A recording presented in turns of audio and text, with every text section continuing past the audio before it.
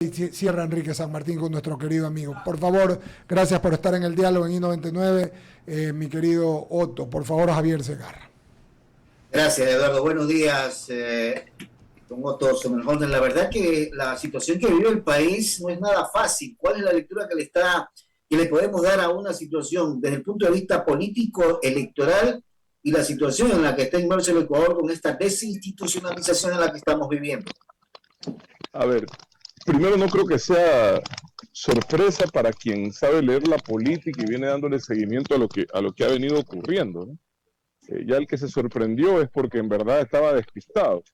Creo que en términos electorales existió una falta de articulación que sí se dio por muchos años de las fuerzas políticas del país. Creo que la fragmentación nace inclusive o se agrava con un gobierno que casi desde el inicio se bronqueó con prácticamente todos, con los que eran y con los que no eran.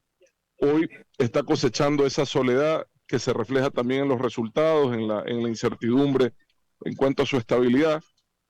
Y los resultados electorales también demuestran esto, porque si usted ve, por ejemplo, votación de prefecturas, ya que es la que más fácil le puede dar una muestra de la fuerza nacional de cada partido y organización política del país, la fuerza política que más saca a nivel de prefecturas, a nivel nacional, saca el 21% de los votos, que es Revolución Ciudadana. Entonces, no existe una fuerza política realmente contundentemente predominante en el Ecuador.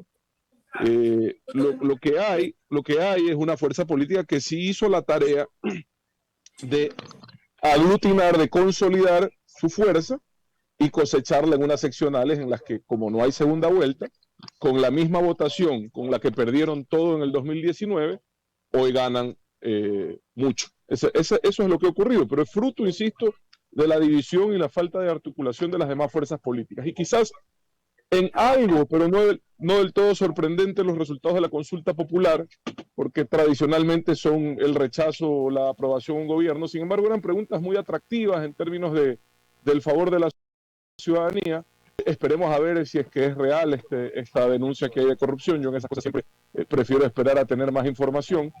Pero lo cierto es que aún así, y aquí es donde yo veo que la gente quiere pescar a río revuelto, el gobierno primero sí está en un mal momento, pero no ha llegado ni a la mitad de su mandato y tiene la oportunidad, de hecho parece estar demostrando quererlo hacer, de hacer los cambios necesarios para enderezar y atender las demandas que la ciudadanía tiene, o sea, preocuparse menos de los políticos y la política y más de la ciudadanía.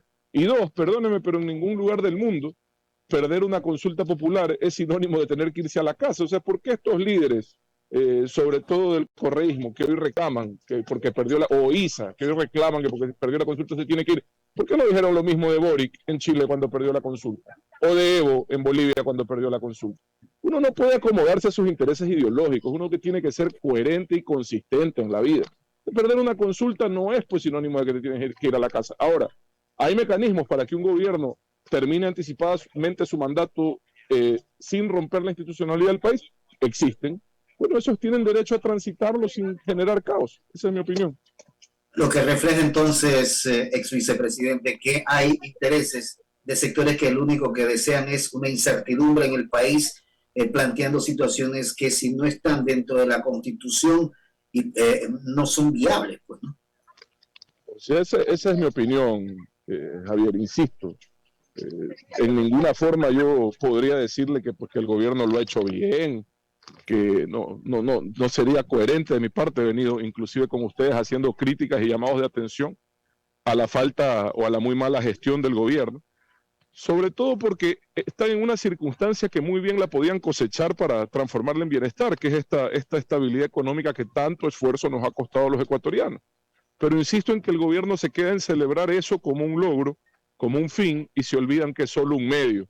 Esa estabilidad fiscal es un medio para generar bienestar de forma sostenible, sin poner en riesgo la situación de las arcas públicas, ¿verdad? Pero no lo han hecho. Entonces, están a tiempo, están un poco tarde, pero están todavía a tiempo, Javier. Yo aplaudo y felicito, con algo de admiración, créame, a quienes han decidido aceptar la invitación que les ha hecho el presidente Lasso a participar de su gobierno, a pesar de que no han sido necesariamente parte de su proyecto. Es un momento en el que el país necesita que gente decente, que gente capaz de un paso al frente, porque se trata del Ecuador, no se trata de si te cae bien o mal el presidente, se trata del país. Ahora, si esas personas, al llegar a esos puestos que han decidido asumir, no cuentan con el liderazgo y el respaldo necesario para dar los resultados que la ciudadanía espera, será debut y despedida, ¿no? Gracias de mi parte, ex vicepresidente. En el panel continúa Jaime Velázquez. Adelante, entonces hemos rezado acá. Otto, bienvenido, un placer a la distancia. La verdad es que escuchándote, interesante la conversación que mantenías con Javier, y sobre todo en estos momentos que la lectura política es importante, sobre todo por los resultados presentados en el país. Cuéntanos un poquito cómo ves tú a las nuevas fuerzas que surgen, digamos. Te hablo el caso de Pedro Pablo Duarte, de Guzmán, de Aquiles, son gente joven que cambia un poquito la perspectiva e inclusive llegan a interpretar lo que el votante quiere, y de ahí comienzan a darse unos cambios, digamos, por lo que decía Eduardo, en un momento dado que la gente está fastidiada. Entonces conquistan justamente al voto millennial, conquistan o interpretan al votante, sobre todo. Si te pones a ver acá en Guayaquil, Aquiles es un chico joven, con nuevas ideas, con nuevos emprendimientos, que hace que en un momento dado el voto sea así. ¿Cómo tú lo ves desde el punto de vista de lectura política? Mira, puedo hablar más de la campaña de Pedro Pablo, que como sabes, tuve la oportunidad de poder ayudar. Lo conozco poco a Aquiles, lo conozco un poco más a Andrés Guzmán. Pero déjame solo decirte una cosa, para que se vea un poco reflejado en cifras lo que hace unos minutos le explicaba a Javier. Aquiles ha ganado con el mismo 40% con el que perdió Viviana Bonilla. ¿Me explico? Aquiles ha ganado con la misma votación con la que perdió Arauz en el 2019, en Guayaquil. Aquiles ha ganado con solo unos puntos más que los que tuvo Jairal en el 2019. En el 2019, sí, 2021 Arauz, 2019 Jairal. Entonces no es que haya un crecimiento brutal, arrollador de esa tendencia. Lo que hizo muy bien esa tendencia es saber lograr mantenerse consolidada, y ese mérito no es menor. El otro gran mérito de esa tendencia es haber sabido reclutar actores locales que tenían prácticamente garantizada su reelección, que no tenían afinidad o identidad con ellos, pero que los han atraído ofreciéndoles en alguna forma un discurso menos sectario, menos radical. Ojalá lo cumplan. Me refiero a Darío Macas en Machala, me refiero a José Daniel Villao en Santa Elena, me refiero a Wilson Erazo y Johanna Núñez en Santo Domingo. Ahí tú tienes de las principales autoridades ganadas por esa fuerza política, con actores políticos que poco o nada tenían que ver con ellos, pero que ellos logran sumarlos. Ahora, si alguien hubiese hecho ese trabajo territorial, también los hubiese llevado, y créanme, también hubiesen ganado, pero nadie lo hizo. Esa es la verdad. Entonces ahí están las consecuencias. En Quito, Pavel Muñoz gana con 4% más de lo que perdió la señora Luisa Maldonado en el 2019. ¿Ya? Entonces, no es que hay una cosa así arrolladora, lo que hay es una desarticulación total por falta de liderazgo y exceso de vanidades de los actores políticos que no pertenecen a esa tierra. Esa es la verdad, ¿ya? Y es así de sencillo. Aquiles, le deseo el mayor de los éxitos, te decía, lo conozco poco, espero que le vaya bien por el bien de Guayaquil. A Guayaquil le ha ido muy mal los últimos 4 años y él ha sabido también cosechar mejor que los demás esa realidad, que nadie la quiso ver. Yo ahí estuve con ustedes y me veían como loquito cuando les hablaba de Pedro Pablo, créanme. Ahora sí déjenme hablarles de Pedro Pablo. Claro, si las encuestadoras hubiesen hecho un trabajo honesto, decente, profesional, técnico, responsable, y no se hubiesen puesto a servir de cachiporreros de una u otra campaña, muy probablemente Pedro Pablo hubiese tenido una oportunidad de ganar. Yo lo vengo viendo a Pedro Pablo por encima de 8% en las encuestas serias nuestras hace más de mes y medio, lo cual ya era un mérito espectacular de parte de él. Pero hay una gran votación, tanto del correísmo como del socialcristianismo, que se considera voto útil, ¿verdad? Que en este caso, por falta de información cierta, perjudicó a Duarte, porque Duarte tiene la capacidad de captar voto en los dos lados, ¿ya? Tiene esa capacidad en los estudios que vimos. Y la señora Viteri Si alguien se sabía que no iba a poder ganar porque no iba a pasar de 30%, era ella. Yo lo sabía, todos lo sabíamos. O sea, ella, si el socialcristianismo hubiese hecho la tarea, hubiese buscado otro candidato, el que sea, porque tenía una resistencia. El 70% de los guayaquileños hace más de un año vienen diciendo que quieren una nueva autoridad en el sillón de Olmedo.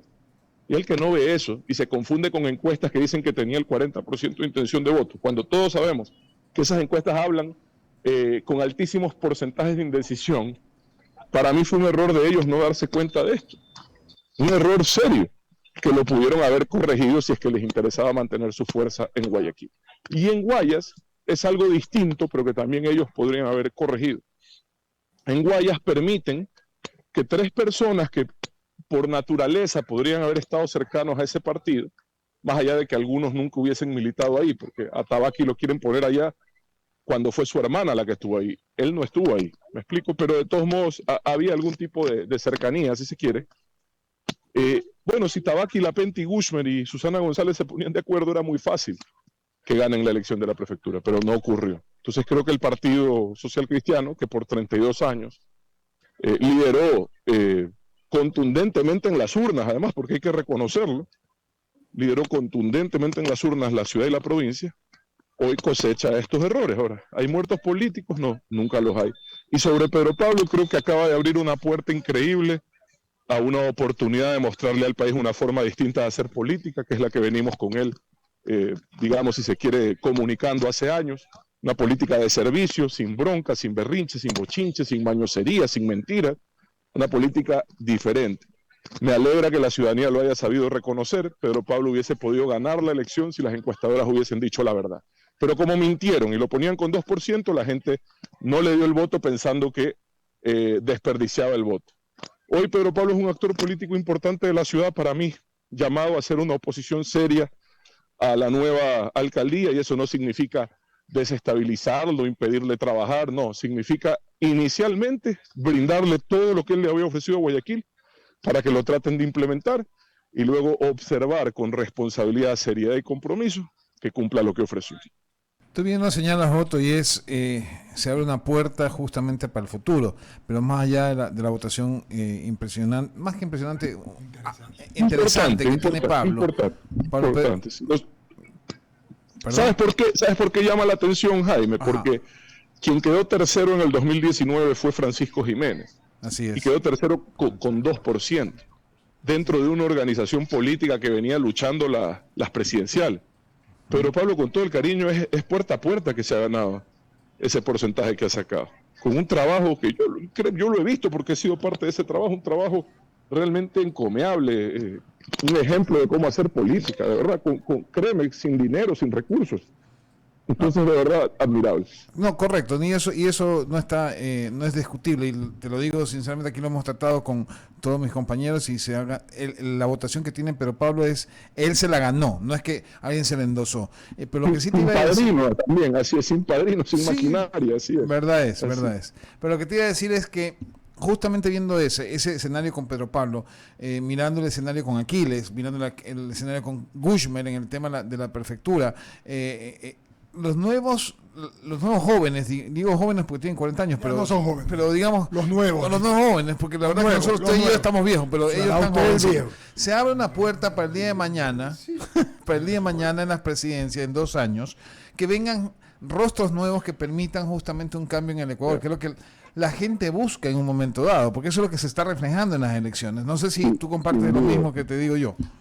Sin duda. Ahora, eso no va a ocurrir si esos rostros jóvenes siguen priorizando sus intereses particulares, siguen poniendo la vanidad por delante de la unidad. Eso no va a ocurrir. O sea, será de nuevo gente que sacará unas votaciones interesantes que les servirá de nada, porque o sea, sacar, ponte el caso de Herbas, ¿verdad? Saca 12, 13% en la presidencial, listo. Ahí quedó. Me explico. O sea, si no consolidas votos, si no consolidas alianzas, si no pones por delante los intereses necesarios de unidad por delante de la vanidad, si no pones los objetivos, no los priorizas por delante de las ideologías que tanto dividen, me parece que sería también perder una oportunidad, desperdiciar una oportunidad. Ustedes saben que yo he venido trabajando en eso o con esa mentalidad por años.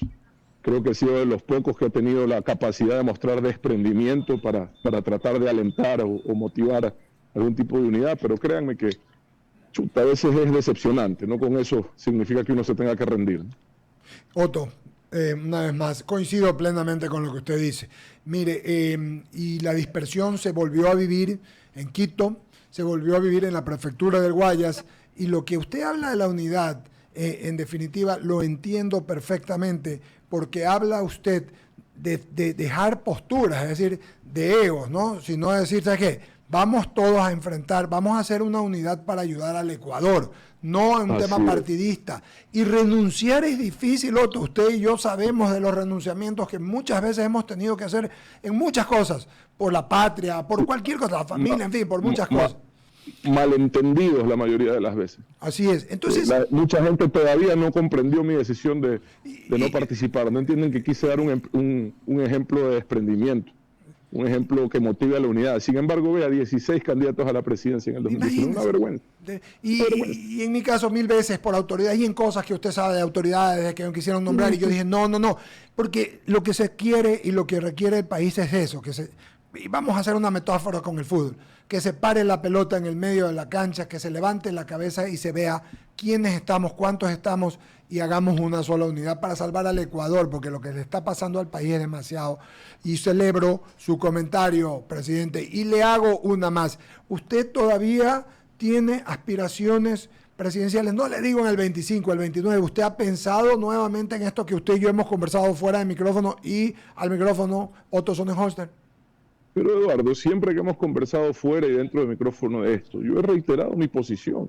No se trata de mí y de lo que yo quiera ser.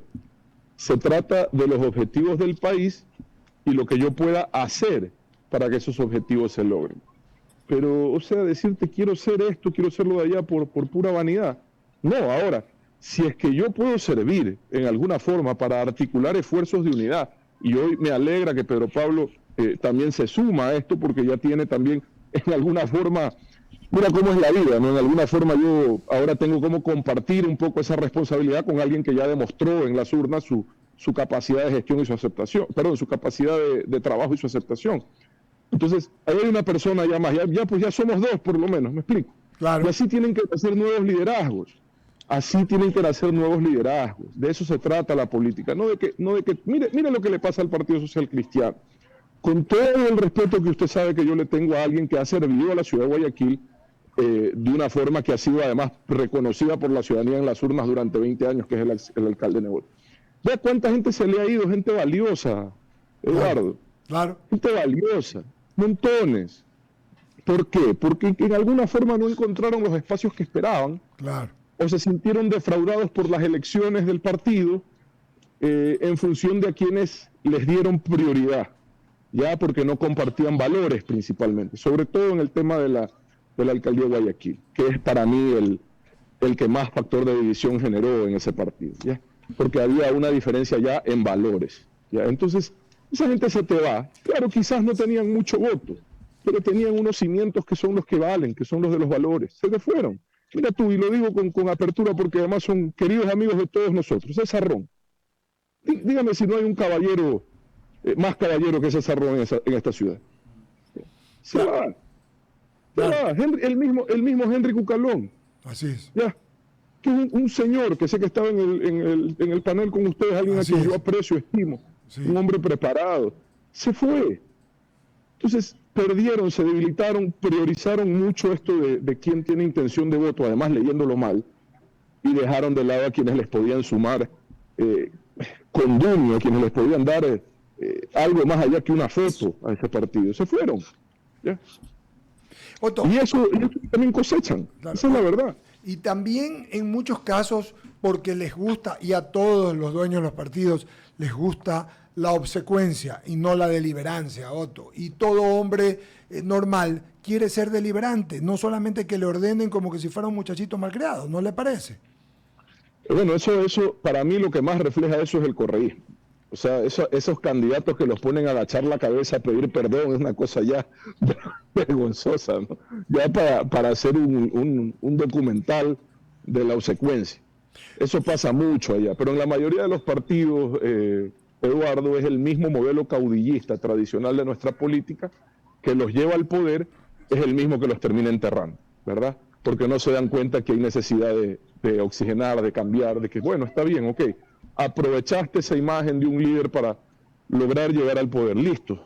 Ahora aprovecha las circunstancias para hacer una política sana, que abra espacios, que le dé las oportunidades a los jóvenes. O sea, mira, yo escuché la cadena del alcalde de Guayaquil sobre el Centro de Formación Social Cristiana. No, sí. Lo que no entendía si es que no lo habían hecho antes, porque yo digo, Dios mío, un partido quizás, y en esto hay mérito, el único de los partidos tradicionales del Ecuador que ha sobrevivido con relevancia en la política del país, porque la izquierda democrática se desapareció un tiempo y volvió a aparecer por un chispazo de suerte. Pero el único partido político del Ecuador que ha tenido un protagonismo los últimos 50 años, si se quiere, ¿ya? Sí, póngale, mínimo 40, ha sido el Partido Social Cristiano, protagonismo real, ¿ya? ¿Cómo vamos a decir ahora que recién empiezan a hacer una verdadera escuela de liderazgo? ¿Me explico? Sí. Está bien que comprendan el error, pero creo que, como le digo, ya había cuadros, insisto, lo digo abiertamente, yo no he militado jamás ahí, pero ya había cuadros que valían la pena y han nombrado un par que se han abierto por esa y otras razones. Una pregunta mía adicional para que Enrique San Martín termine la entrevista a Otto. La consulta popular y sus resultados. ¿Qué piensa Otto Sonnenhauser de ello? Bueno, lo que decía hace unos minutos hablando con Javier, ¿no? Sí. Normalmente es verdad, y en el Ecuador no ha sido la excepción. Las consultas suelen ser una especie de mensaje al gobernante que los convoca.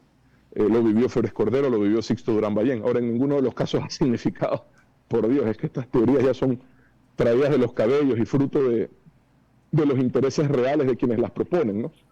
Que están en el poder en búsqueda de impunidad y venganza, nada más. Entonces quieren sacarlo como sea. Insisto, hay mecanismos institucionales, constitucionales, para que un gobernante termine su mandato anticipadamente, pero ese decir que porque perdió una consulta se tiene que ir, no lo es. De acuerdo. Me apena, Eduardo, que hoy, y yo ya veo esto ya lo huelo cómo se cocina. Hoy están tratando de articular una suerte de dupla de presión entre la Asamblea y el Consejo de Participación Ciudadana para someter a las autoridades de las distintas instituciones, incluidos los consejeros electos que no están alineados con ellos, y para generar una desestabilización permanente al gobierno. Así va a ser muy difícil gobernar. Ahora, imposible no. Pero insisto, la respuesta para la gobernabilidad no está ni en la Asamblea, ni en ninguna fuerza política. Está en un gobierno que tiene que brindarle a los ciudadanos resultados contundentes en gestión. Y eso no ha ocurrido, como todos sabemos, por desgracia. Enrique San Martín, con la parte final con Otto. Gracias, Eduardo. Y rápidamente, Otto, conversando siempre con Ramoncito, coincidíamos en el tema del ego y la vanidad. Es impresionante y es lo que en general tiene el mundo así. Te pregunto, tú que estuviste en las entrañas del poder, Otto, ¿tú crees que esta recomposición del gabinete del presidente Lasso le dé algo de oxígeno o cómo no sé, cómo lo analizas tú? Mira, hablemos de oxígeno. El gobierno convocó una consulta buscando oxígeno. Estamos de acuerdo, ¿no? O sea, ese era el tanque de oxígeno que quería el gobierno. Y recibió en vez de un tanque de oxígeno, 2 cucharadas de cianuro, ¿verdad? Entonces está en una situación muy complicada. Por eso te decía que respeto, admiro a la gente que hoy acepta ser parte de este gobierno, un gobierno que está en una situación bastante compleja. Oxígeno solo se lo puede dar el fruto de los resultados de una buena gestión. Es lo único que le puede dar oxígeno al gobierno. Si la gente empieza a ver que mejora su seguridad, que encuentra oportunidades, que las atenciones en salud son lo que tienen que ser, que sus hijos reciban una buena educación, ¿ya? Si la gente ya ve que de repente nuevamente puede sacar con normalidad un pasaporte y una cédula, créame que el oxígeno está todavía en manos de ellos, Enrique, y solo depende de su capacidad de gestión. Y como le digo, porque usted dice, yo estuve en las entrañas del poder, pero no solo eso. En medio de la mayor crisis que nuestro país, por desgracia, ha tenido que enfrentar, económica, sanitaria, social, sin un centavo partido por la mitad, sufriendo el síndrome de la chiré fulminante, y aún así, créame, resolvíamos un montón de cosas con mucho esfuerzo, con mucho sacrificio. Creo que hoy las condiciones son otras, gracias, insisto, a decisiones acertadas que se tomaron sobre todo en esa época, pero sobre todo gracias al esfuerzo de de los ciudadanos que están permitiendo, al pagar algo más de impuestos, a pagar algo más por los combustibles, permitiendo que exista estabilidad fiscal. Ahora, si el gobierno se va a quedar velando, digamos, o aplaudiendo esa estabilidad fiscal como un fin, estamos liquidados. Si no se dan cuenta que ese es el espacio justamente que genera la oportunidad para, a través de esa estabilidad fiscal, de esa economía sana, generar bienestar, créame que no hay nada de qué conversar. Ahí sí ya, si no se dan cuenta de eso, estamos perdidos. Yo coincido, es el bienestar, consulto, lo digo realmente, lo que pide la gente, lo que quiere la gente es el bienestar. No es muy difícil entender eso, eso es lo que quieren las mayorías. Querido Otto, agradecerle su gentileza y su amabilidad para habernos como siempre atendido y conversado con nosotros. Le mandamos un abrazo de I-99 del diálogo y seguiremos conversando, mi querido presidente. Mil disculpas que le quedé viendo la cámara, pero estoy conduciendo y no quiero cometer una infracción. Muchas gracias siempre por el espacio y un abrazo. Gracias. Un abrazo. Fue Otto Sonnenholzer. Ha sido una mañana llena de entrevistas muy interesantes de diferentes tópicos, ¿no? Porque, como decía yo hace un momento, lo comenté 2 veces, fíjese usted, Enrique Javier, que, por ejemplo, tuvimos a primera hora a estos señores que eran rescatistas, ¿no? De la zona cero, quienes fueron rescatistas de la zona. A las 7 de la mañana vinieron Paul Nelson, era un bombero marino avanzado, Vincent Forras, que también era rescatista de la zona cero. Estoy hablando del 11 de septiembre, así es, 2001. Y explicó cómo hacer frente a emergencias como manejo de gases tóxicos, terremotos, carros bombas, sicariatos, terrorismo, interesante. Luego vino Roberto Guerrero, comunicador y estratega político. Hablamos análisis del manejo de los implementos, de las formas para poder comunicar en campañas. Posteriormente vino Francisco Briones, director general del SRI, habló del tema influencers, preguntas que le hicieron como Carlos Cicles, preguntas a la audiencia, finalmente de lo que pretenden este año, y terminamos, Javier, con Otto Sonnenholzer, es decir, hemos peinado todo el espectro en esta semana, que es una semana interesante, porque si se ponen a pensar, este domingo van a ser 8 días de la elección, 8 días de la elección de autoridades seccionales y de la consulta popular. Me sigue llamando la atención el asunto de el tema electoral, de la denuncia. Augusto Jubín dice, por ejemplo, dice, no es cianuro, es fraude. ¿Por qué no se dicen las cosas como son? Se refiere a lo que pasó. ¿Por qué hacen daño? Se refiere no a nosotros, sino a lo que decían los que contestaban, los que estaban acá. Habría que preguntarles a ellos. En todo caso, espero que esto se lleve a fondo, ¿no?